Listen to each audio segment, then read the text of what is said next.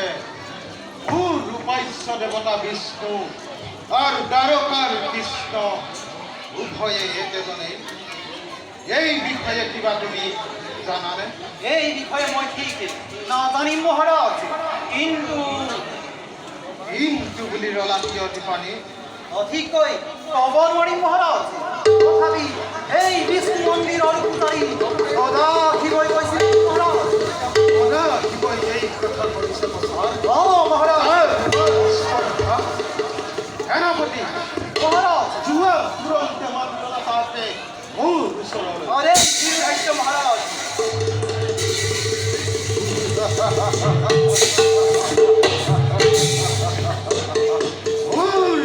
পূজাৰী ইচ্ছাকৈ তোক এটা মহান কামৰ দায়িত্ব দিলোঁ। খালৰ ভেকুলী তই সাগৰৰ কথা জানিবি কেনেকৈ? বেছ বুজিছো তহঁতে গ্ৰহৰ পূজা কৰ মাত্ৰ অৰ্থৰ লোভত। সামান্য পৃথিৱীৰ শক্তি যদি ঈশ্বৰ হ'ব পাৰে তেন্তে এই সাগৰৰ পৃথিৱীৰ অধীশ্বৰ ঈশ্বৰ হ'ব নোৱাৰিব। কাৰণ মোতকৈ শ্ৰেষ্ঠ আছে কোন এই জগতত? কিন্তু সঁচাকৈ যদি পূজাৰীয়ে এই ধাৰণা প্ৰজা বৰ্গৰ মাজত প্ৰচাৰ কৰি দিয়ে তেন্তে বৰ সৰ্বনাশ হ'ব।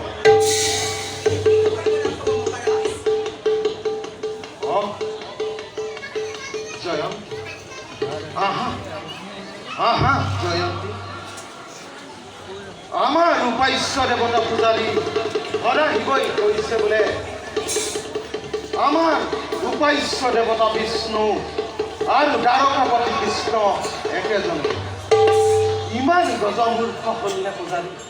সেইটোৱে কৈছোঁ, এই কথা যদি প্ৰজা বৰ্গৰ মাজত প্ৰচাৰ কৰি দিয়ে তেন্তে বৰ সৰ্বনাশ।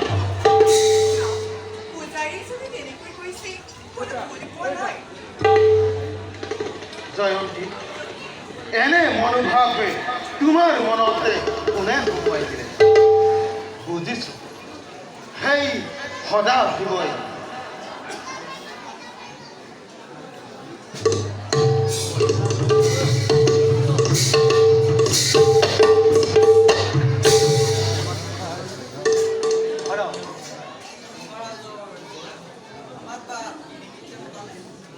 পূজাৰী, এই কথা সঁচানে?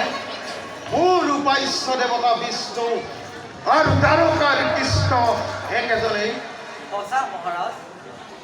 পূজাৰী, এনে নিৰৰ্থক যুক্তি প্ৰদৰ্শন কৰিবলৈ তোমাৰ নিৰৰ্থক যুক্তি নহয় মহাৰাজ, আপুনি জ্ঞান আৰু সাহসৰ কথাহে শুনক। জ্ঞান হৈছে আত্মাৰ বস্তু আৰু জ্ঞানে সাহস যোগায়। এই পূজাৰী মহাৰাজে জানিব বিচাৰিছে যে সেই দ্বাৰকাপতি কৃষ্ণ আৰু সঁচা মহাৰাজ, দ্বাৰকাৰ কৃষ্ণ আৰু বিষ্ণু এক আৰু অভিন্ন। পূজাৰী ৰাজা দুখ কৰি বিচাৰে নিবিচাৰি মূৰ্খ। উত্তেজিত নহয় ৰাণী, হত্যা কৰা এই যথেষ্ট। মহাৰাজ, প্ৰকৃত সত্য প্ৰকাশ কৰিলে ৰাজদোষ কৰা হয় নেকি? শুন পূজাৰী, মই কেতিয়াও নামানো যে সেই দ্বাৰকাৰ মাতুল দৈৱী কৃষ্ণ আৰু মোৰ ৰূপাস্য দেৱতা বিষ্ণু একেজনেই। আৰু কোৱা জনো মোৰ মানতে ৰাজদ্ৰোহী পাখণ্ড। ভুল নকৰিব, যিয়েই বিষ্ণু তেৱেই কৃষ্ণ, যিয়েই কৃষ্ণ তেৱেই বিষ্ণু, তেৱেই নাৰায়ণ তেৱেই ঈশ্বৰ। তাৰ মানে মই সেই গোৱালৰ ল'ৰাজনকে ঈশ্বৰ বুলি পূজা কৰিব লাগিব? মূৰ্খ পূজাৰী, তোৰো এনে দিন আহিব যিদিনা তই মোক ঈশ্বৰ বুলি সাজু হৈ থাকিব লাগিব। সেইদিন আহিলেহে ক'ব পাৰিম মহাৰাজ মই কাক ঈশ্বৰ বুলি ক'ম। শুন পূজাৰী, এই কথা তই কোনো ব্যক্তিৰ আগতে প্ৰচাৰ নকৰিবি। যদি প্ৰকাশ কৰ তাৰ পৰিণতি ভয়াৱহ হৈ উঠিব। যিমান দিনলৈকে ৰাজদণ্ডৰে বুজিব সিমান দিনলৈকে ৰজাৰ আদেশৰ প্ৰতি অনুগত্য থাকিব আৰু সিমান দিনলৈকে আপুনি নিশ্চিন্তে থাকক মহাৰাজ। গতিকে মই এতিয়া যাওঁ, মোৰ পূজাৰ সময় হৈছে।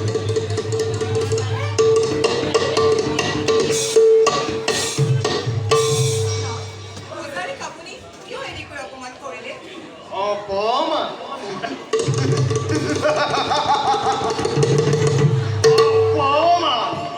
যিজনে পদ মৰ্যাদাৰ মূল্য বুজি নাপায় সেইজনৰ বাবে অপমানেই যোগ্য পুৰস্কাৰ। তুমি পূজাৰীক গোপনে নিৰীক্ষণ কৰিবা যাতে এই কথা কোনো ব্যক্তিৰ আগত প্ৰচাৰ কৰিব নোৱাৰে আৰু যদি প্ৰকাশ কৰে তেন্তে তাতে উচিতভাৱে শাস্তি প্ৰদান কৰিবা। মহাৰাজ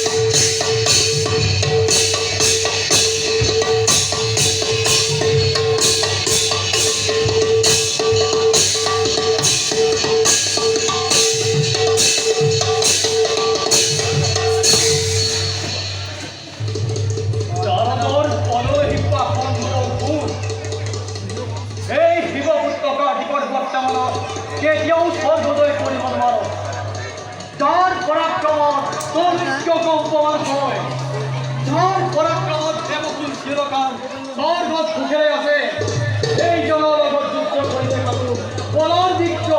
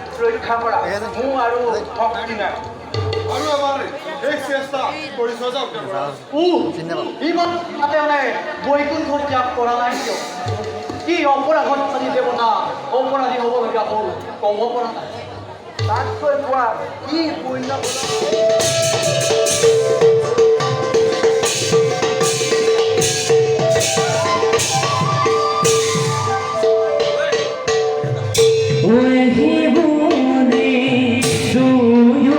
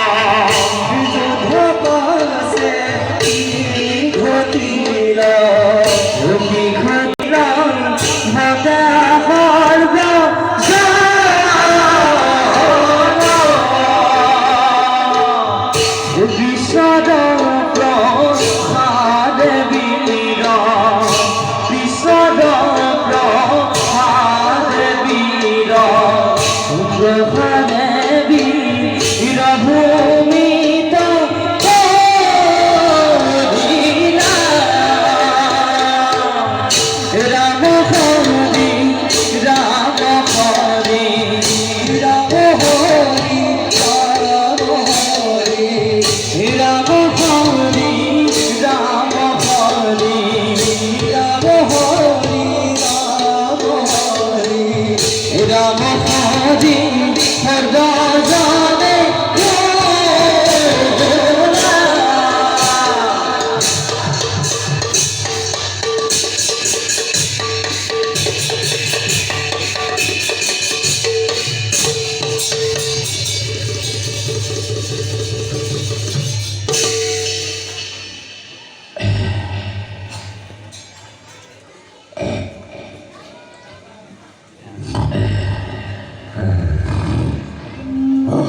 প্রভু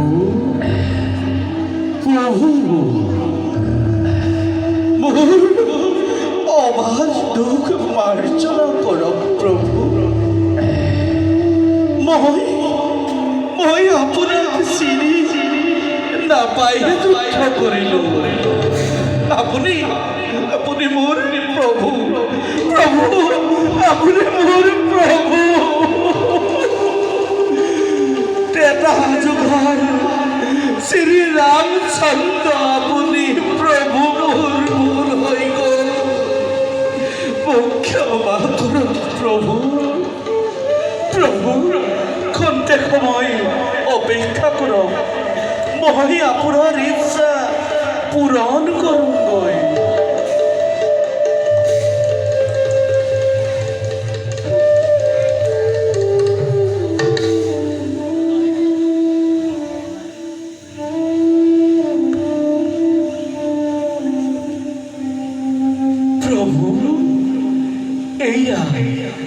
এইয়া লোক মহামণি শ্যামন্ত প্ৰভু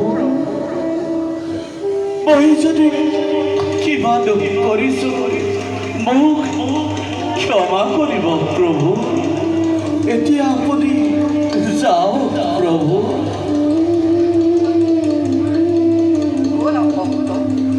তোমাৰ সহায়ত মই কলংক মোচন কৰোঁ